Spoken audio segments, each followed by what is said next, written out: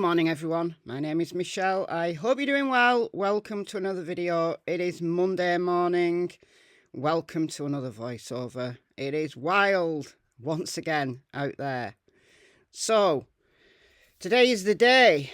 Today is the day when we find out a little bit more about Abby and Libby's suspect, the suspect in the Delphi murders, Richard Matthew Allen. Found out a few things about him. There isn't much out there. I'm going to tell you, there isn't much out there. I've found a few interesting snippets, so we're going to go through those in a moment. And there's a funny coincidence. I mean, funny, a little bit odd. I don't think it means anything, but you be the judge. But first, Don Wells, Somerwell's father, having been incarcerated in Hawkins County Jail since the 7th of February this year, is now at large. No sightings of him that I know of so far. So maybe keeping a low profile. I know there's lots of rumours spreading around. Is he still at Ben Hill Road? Is he selling Ben Hill Road? Can he sell Ben Hill Road? Is he living elsewhere? Are him and Candice back together? Has there been a court case for the boys? Is there going to be charges? All of those rumours are swirling around the mean streets of YouTube. I don't know the answers to any of those things. I don't know where Don is living. I don't know if he's going to sell or indeed can sell. Allegedly, it's a condition of the will of his mother, you know, who he inherited the property from, that it stays in the family. I don't know how true that is. I haven't seen Karen Gold's will. It's not online. And similarly, everything to do with the boys is a gag order. Reporters won't be able to report on what goes on with the boys, so unless there's any leaks or anything like that, then we're not going to find out. Unless Don and Candice come online and tell us. You know, if they do get the boys back, then they can tell us. We don't even know whether Don and Candice are back together. Are they Love's Young Dream? Reunited once more? Is Don going to go clean? Is he going to keep on the straight and narrow? I hope so. I've seen some horrible comments. I mean, really horrible comments. And look, I'm not a fan of Don Wells. Don Wells has done wrongs. He's done wrongs in his life. But I do not wish ill upon him. I do not wish ill upon anyone. I don't want him to go back to drinking and drugs. I don't want him to. I want him to stay on the straight and narrow. I want him to improve his life. And I want him to have a relationship with his sons in the future. And Summer, if she comes home. I want Don to be the best dad he can be for all of his kids.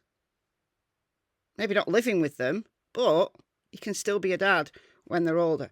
Anyway, enough of Don Wells. I'm going to carefully monitor that situation here on this channel.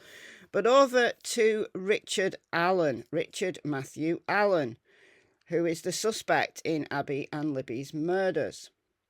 So, I found out a few things. I've got his marriage certificate here. Richard Allen, he was born in Mexico. Not Mexico, but Mexico in Indiana, which is in Miami County. He's been married since the age of 19. So, a long time, because he's now 50. So, imagine the shock. Imagine the shock for his wife. I mean, it's unbelievable. Unbelievable. At the time of his marriage, when he was 19, he was a sales and delivery person. He was a high school graduate. I've got his parents' names. I'm not going to reveal his parents' names. I can't find obituaries for them. To be honest, I haven't really looked very closely. But as far as I'm concerned, they're still alive until I learn otherwise. Therefore, I'm not going to reveal their names. They are innocent in all of this. As is his wife and his daughter. He's got at least one daughter. Yes, that picture of her on Monaghan High Bridge is very concerning. People have asked me to look into the background of Richard Allen to see whether he can be connected to any other unsolved crimes. And there's nothing. There's nothing. He's no previous convictions as far as I can tell. I can't find any previous convictions unless he's got previous convictions in another name or something, which I'll come on to, but I don't think so. And I've got his last 4 addresses here. So 91 to 2006, Mexico, Indiana. Then briefly Greenwood, Indiana. And then Delphi from 2006 onwards. Still living at Whiteman Drive in Delphi. Like 2 minutes drive. 10-minute, 15-minute walk, a mile away from Abby's home.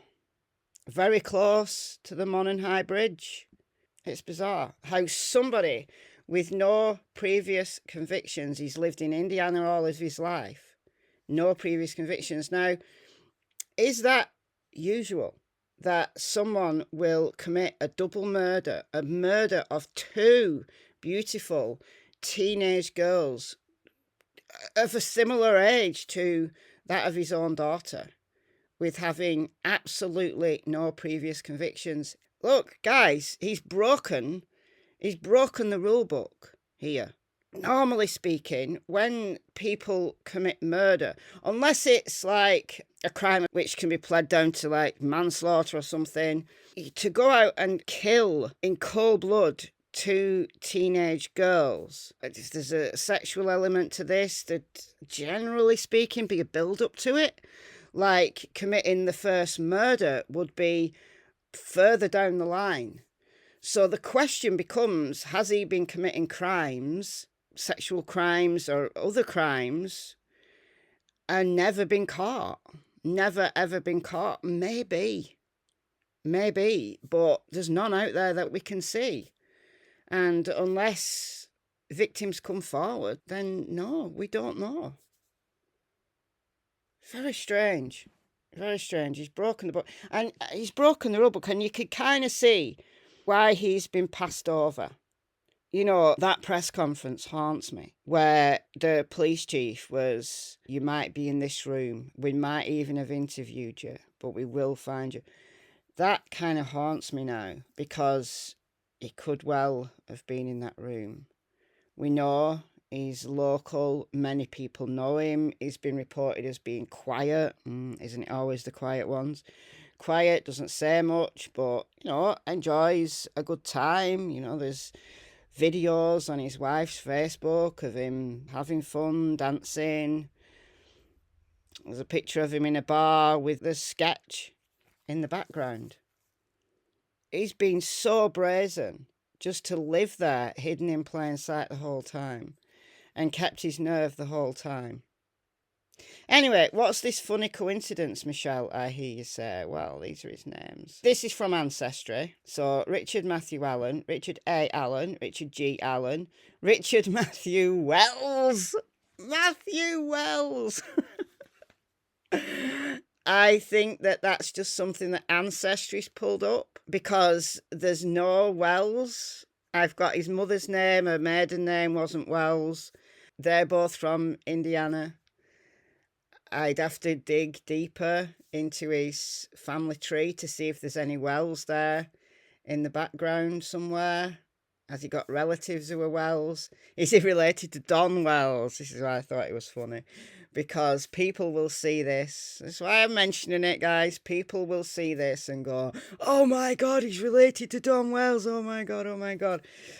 I've got no evidence of that. I've got Don Wells' family tree, and as far as I can see, there's no one in Indiana. Wells is a very, very common surname, guys. Come on. Wells is a very common surname. Wells is a very common surname in Britain. I went to school with 2 people with the surname of Wells who were unrelated. So, what do you make to it? But let the conspiracy theories roll. Most probably just a coincidence. Why he's called himself Richard Matthew Wells? Is it a mistake? Is it something that just, you know, these background sites pull through? Probably. But yeah, super sleuths, get on it. Who is Richard Matthew Wells? I can't find him on Facebook. I have looked. So is this the alias that he's been going by? There's hundreds of Richard or Rick Wellses. But yeah, super sleuths, get on it. And yeah, the press conference is 10 a.m. Eastern. Unfortunately, I won't be able to stream it. I'm otherwise engaged this afternoon. It's 2 p.m. for me. And I've got prior engagements. So I will be listening with it in my ears, but I won't be able to stream it. So you'll hear my opinion on the press conference tomorrow. I promise. I promise. All right, guys, let me know what you think about all of this in the comments below. I've been Michelle. Hope you're well. See you in the next video. It's goodbye from Miss Tillington and Miss Cassie Springer. Bye, guys.